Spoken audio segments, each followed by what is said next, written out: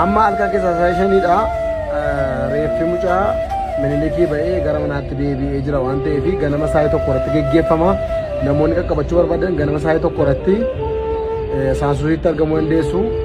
Aaskootaan kan jiru namoonni saansusiin hin beekne aaskootaan kan jiru ijoolleen buraayyuu jettan kuni naannoo saansusiitti ol siqaatii geggeessaa isiniin jedha nagaan bula. Tolseen namni ko bakka macaraa rakkoo shakkanii miidiyaa gara shakkanii kan kennaan baanii bara agartee deemti. Dhageera. Kanaaf jedhee nu dabbaree. Manni kun mana keessanii qophiin godhaa.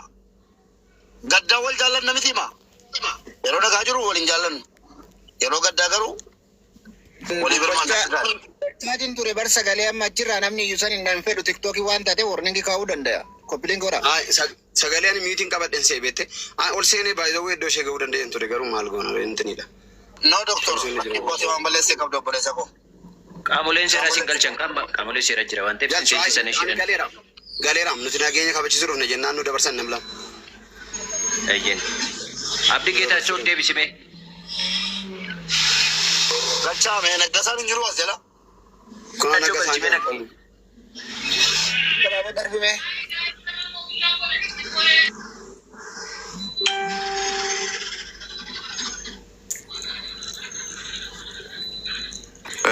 Assalamu alaikum jirtu. Waalaikum salam warahmatullahi. Waalaikum assalam abdii boodara. Koneetti tisiqaati qoradhaati nu baraa malee tabbaan abbaan barbaade nagarachuu jammareera. Beekumtu amma tafamaa rogeetta ta'a. Nama tajjeesee maal tajjeesee minaan mucaa viidiyoo hojjettee ofiisiitii mbeennu lamaan ni nyaam dubbadhu mee waan dubbachuu barbaade abdii koo. Duraan dursee obboleettii keenya gaa boqachuun si kan falmii keessa nama galchaa ture jalqaba akkuma dhageenye uummataan geenyeerra viidiyoos hojjedheen tureni viidiyoos hojjedhee maxxansee ture tiktookii koo miileenaa irratti feesbuukii irrattis maxxanseera barreeffama san akkuma dhageenye ani bilbilaan adda baafadhee keetan maxxanse duraan dursee malee callisee maxxansine dhuguma du'uu ishii adda baafadhee maxxansi sana booda immoo haala du'a isiis adda baafachuuf yaalaan ture. Hanga ammaatti kan seeratu murteessaa seeratu ibsaa hanga ammaatti wanni jiru akka isheen of ajjeestedha. Hanga ammaatti odeeffannoon jiru akkuma viidiyoo irratti agartanittis akkuma isheen waan isheen of ajjeestedha. Garuu sababa isheen of ajjeefte maali kan jedhu immoo gaaffii guddaa kaasaa jira nama danuu biratti. Gaaffii keenyas maaliif akka of ajjeesuu dandeessu mucaan kun hin qoratama kan ammoo kan qoratu poolisiidha. Abbaa manaa qabdi mucaan kuni abbaa manaas yeroo sana eessa ture kan jedhu kan qoratus poolisiidha kanas kan ifa baasu poolisiidha.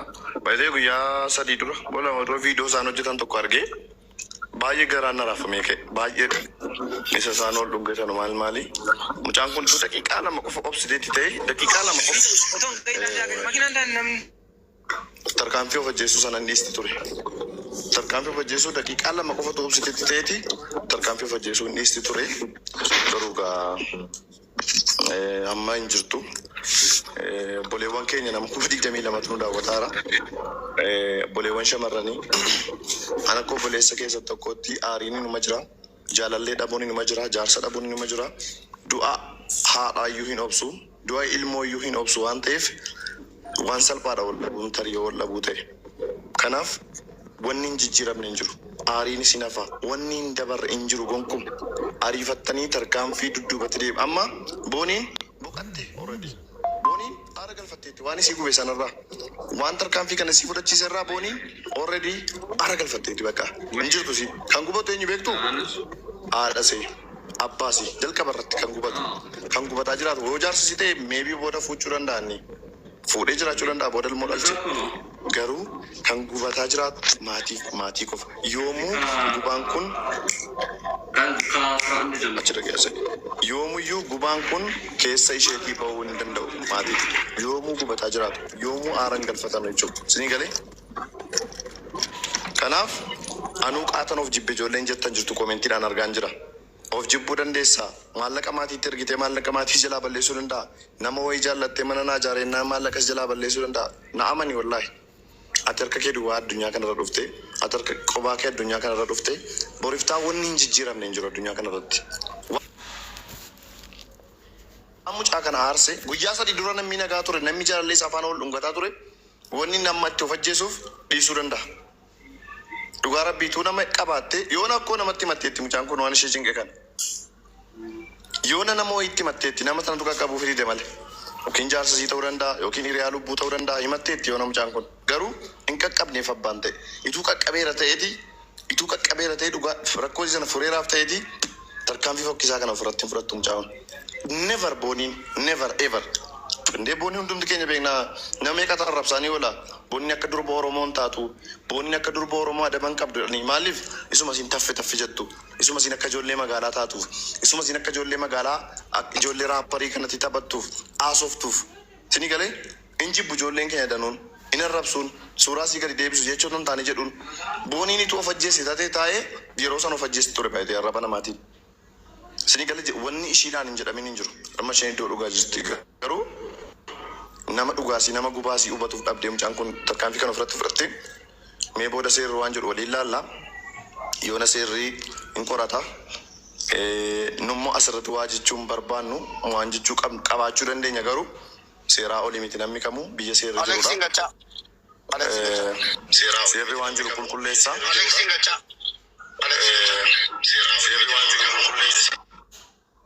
Kanaaf obboleettii keenya biyyoon itti salphatu hanga ammaatti odeeffannoo jiru ni gaaf balleessiteedha kan jedhamaa jiru kan ibsu dhageenye balleessiteedha kan jedhamaa jiru galatooma.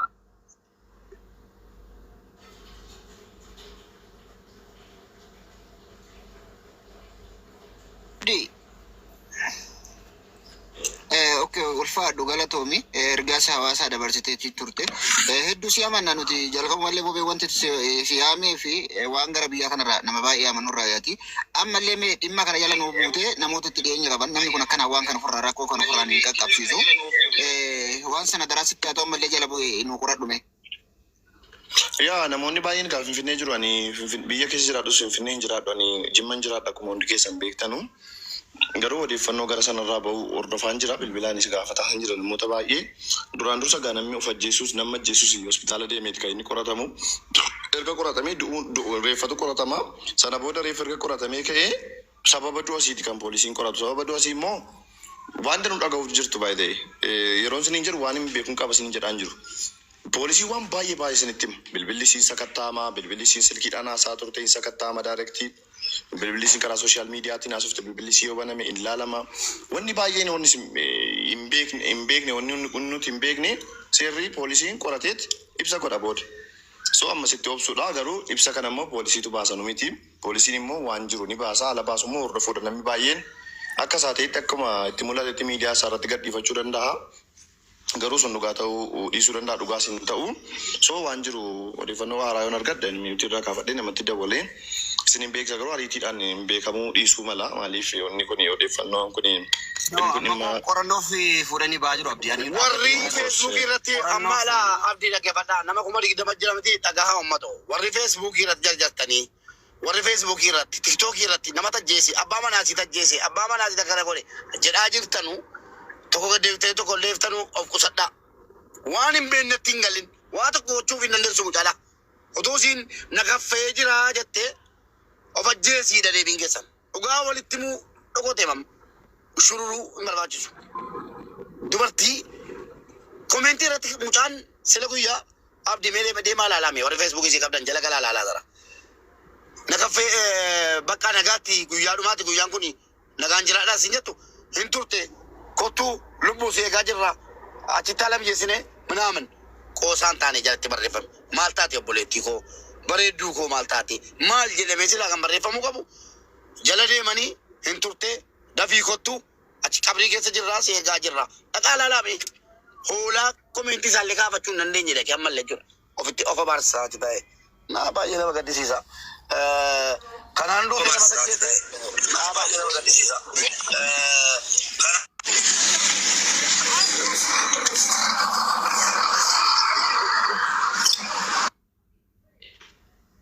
Aldo kuaso.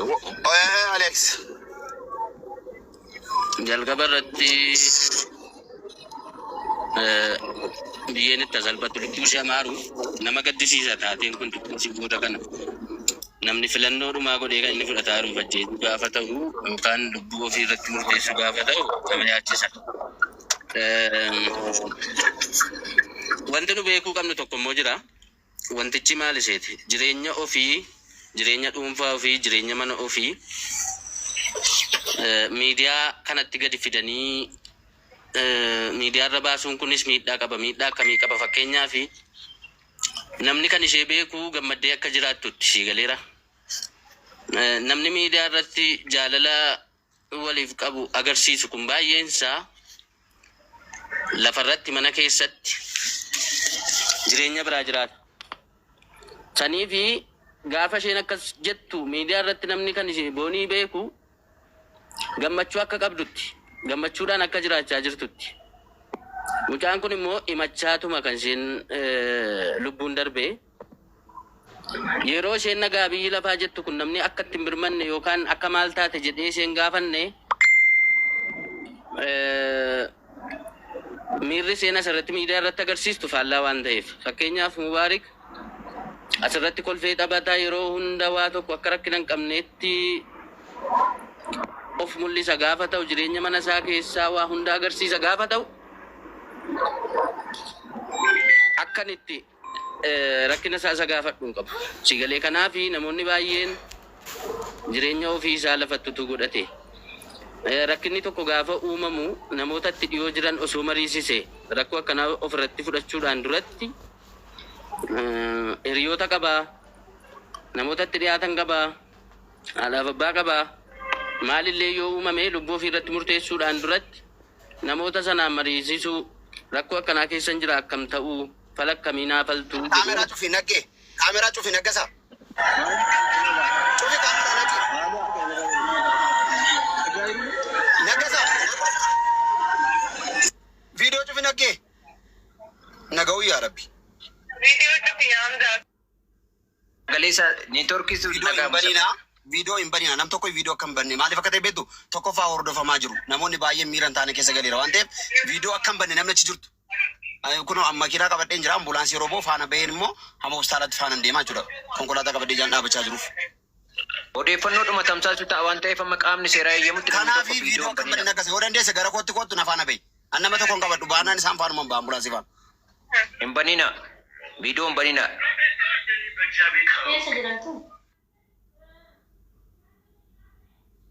Alex Dhiifama waliin dhaggeeffadhaa Abzaanii fi Naggasaanii ispeeshaalii warri naannoo sana jirtanu take it easy taragaaggaa tokkoffaa waan itti gaafatamummaa waan isinitti fidu eeggadhaa ispeeshaalii miidiyaa kanatti viidiyoo isa ta'u maali yeroo laayivii kanas maaliif waan hin beekne namni dhufe yoo godhe isin gaafachiisuu danda'a waan ta'eef akkuma amma jedhame viidiyoo cufaatee odeeffannoo jiru jiraate ofuma keessanii afaanii nutti garagalaa nutti maaliif odeeffannoon jiru tamsaasa jedhee tarkaanfii biraa keessa akkasiin hin galchineef of eeggannoo akka gootan usiin jechuuf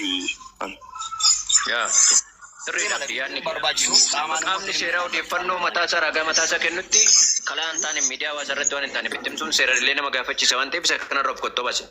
akkasii Odeeffannoo suutaadhaatii barbaadaa irraa kan hafe viidiyoo wanti hin godhina.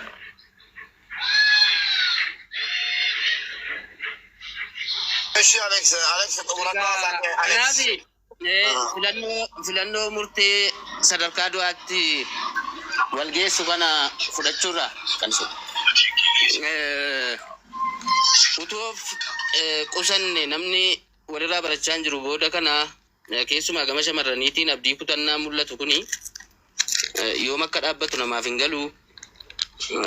Biyyaans namoonni hiriyaa jaalalaa qabanu abbaa manaa qabanu immoo dubartii waliin jiranu tokko yookaan haadha manaa isaanii miira ishee maaliif hubachuun dadhabame rakkoon ishee irra ga'u maalirra akka jirtu maa inni rakkoon sirra ga'e maa inni hanqinni kee jedhanii hammam tokko mariisisaa jiru. Isa jedhu keessattuu of ilaaluu qabu. Macheem namni tokko rakkinni gaafa irra ga'u namatti dhiyaatu namuma naannoo isaa jirudha.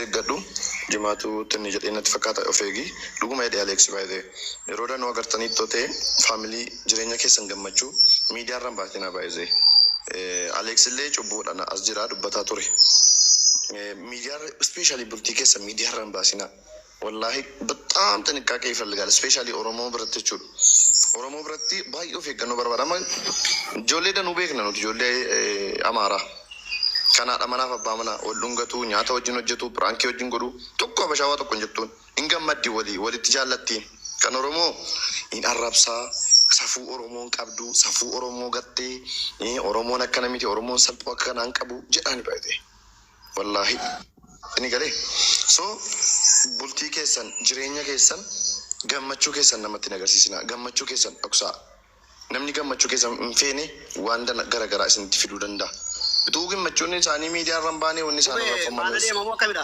baadu walumaan deemati garuu of eeggannoo tolchaa baay'ee of eeggannoo godhaa naggasaa viidiyoo kee cufi naggasaa viidiyoo kee cufiiti walumaan deema hospitaala waliin deemaati ilaalaa malee viidiyoon kun ani kophaa koo kuteera bakka ambulaansii hordofee nama eeguun barbaadu. Sirrii miti wanni kun innatti laayivii irra agarsiisaa jirti kun sirrii miti.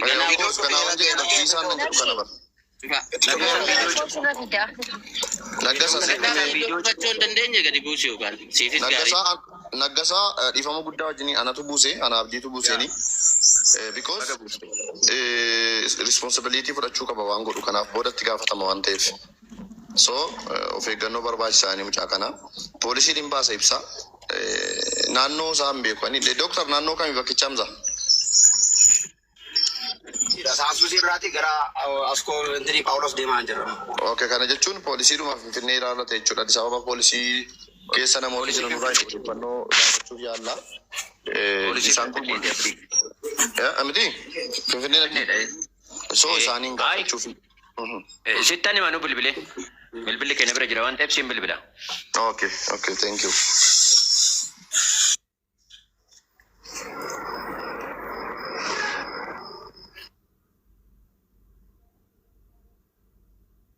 Tumuradhu. Ani kanan jechuu barbaade fakkeenyaaf ilaala abdii maalidha beekta rakkinni keenya jireenyi nuti lafatti jiraannu mana keessatti miirri nuti waliif qabnu garagara garuu miidiyaarra gaafa dhufnu kan nuti agarsiifnu kan biraati. Tokkoffaa kontentii ati asirratti fiddu jireenyati jiraattu hin dhoksan shaffana taanaan haati manaaf abbaan manaa gaafa miidiyaarra ba'anii haasaan jira gochi jira adeemsi jira amalli jira hiriyaa jira irraa fageessa taanaan fira jira irraa fageessa taanaan booda waan irra qaqqabuuf namni isaaniif dhaqqabu namni isaan ittiin mari'atan hin jiru. Isheen amma bakka dhugaa jirti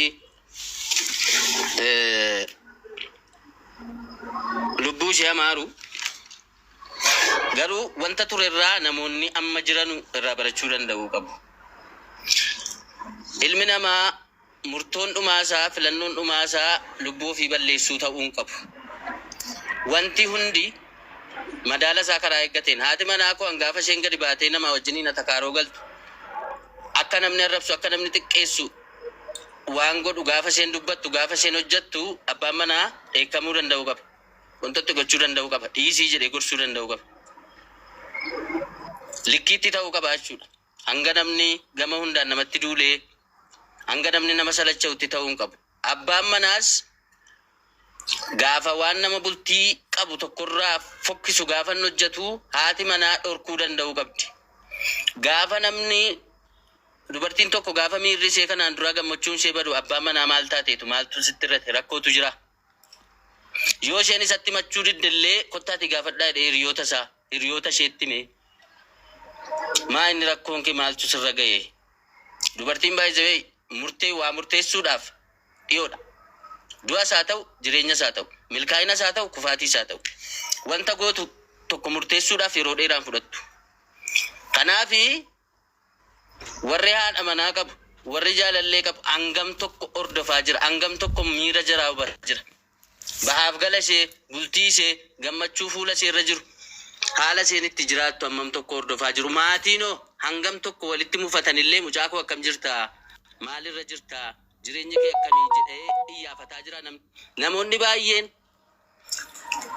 Namni bakka irraa gaafa argu hiriyaa baay'ee akka qaban itti kan beeku, namni baay'een itti marsee akka jirutti kan beeku, garuu isaan kophummaadhaan namni kan hin argu akka waan hiriyaa baay'ee qabaniitti, fira baay'ee qabaniitti. Isheen garuu yookaan inni garuu kophaa isaa ta'e namatti himatu, namatti mari'atu dhabeeti kan inni murtii akkanaa ofirratti murteessu sii galee.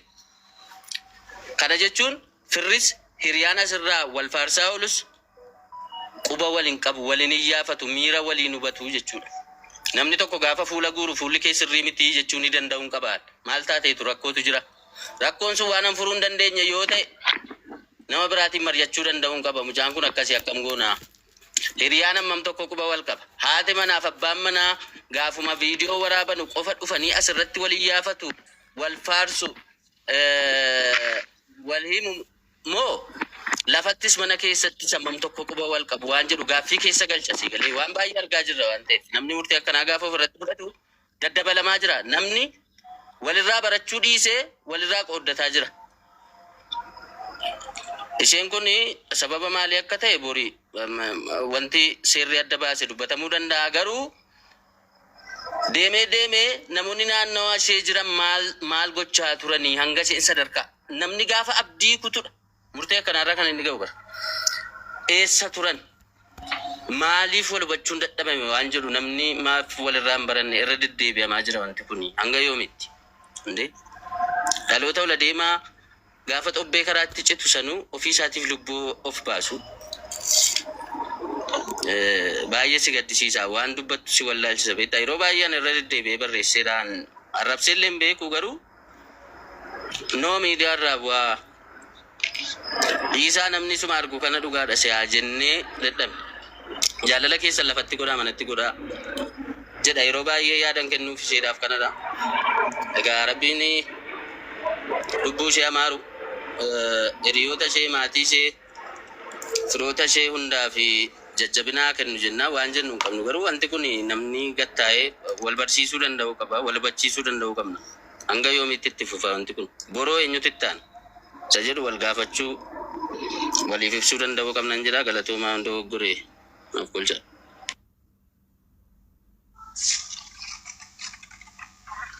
Aleksi ulfaadhu yaada bilchaataa yaada hawaasa keenyaaf illee ergaa bareeda qabu dabarsite.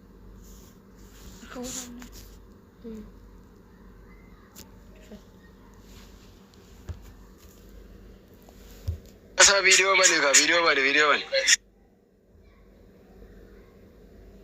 Barinda geessami loggame ture. Waan ta'eef qaamolee seera dhorgeera waan ta'eef viidiyoon harkatti argamnaan isayyuu qabuu danda'u si galee.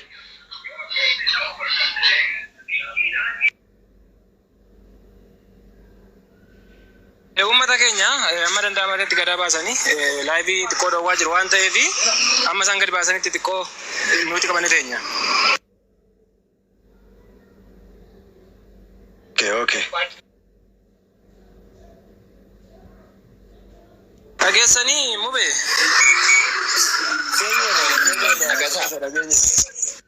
Guys, maaltu maal ta'e qoy. Booni tokko maaki. Miti yooma profaayilii Mubaarak irra jiru kana gartee makai. Hin mul'attu bartuun boonii isii abbaa manaa isiitu hojii viidiyoo hojjettuumi. Isiisantu fajjeese. Inde boonii moo? Uy, maal taatee? Sa'aatii booda sa'aatii lama dura viidiyoo hojjettee. Abbaa manaa isiif kan konkolaataa bitteemi? Isiisani kan yeroo baay'ee eenyu kiyya jettee akkasitti mucaa makiinaa keessa jettee dhiyeenya kana. Abbaa manaa koo ka jettu gisuma hundaa hedduu na koo farchiisti. Wallaahi dheengaddaa laayiviirra waa isi dubbatu ture.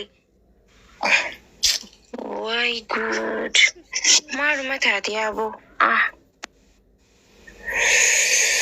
Waay.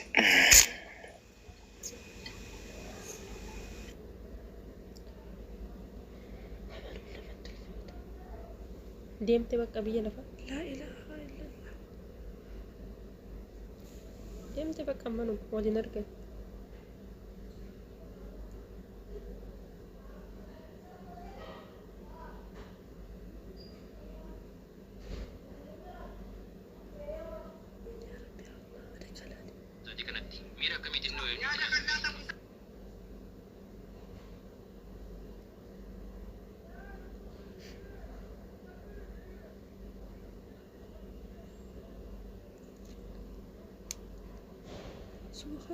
أنا بدأ أسنجس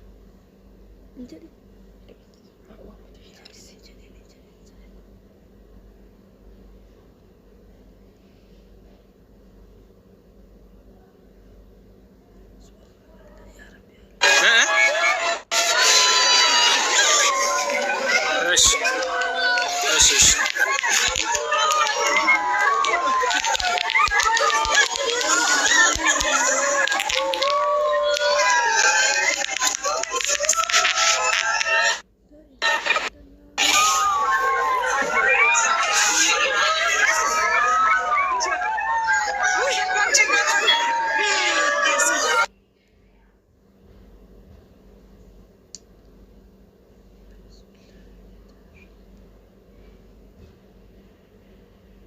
Kenya nama argan nama ratu bila. Bekar ratu bila ni bahasa juru.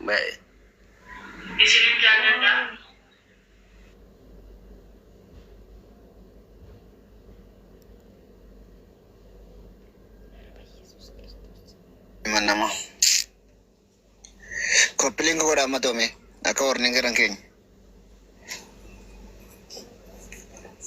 Oi bacaan galchani. Bacaan iro older batu adufu bon.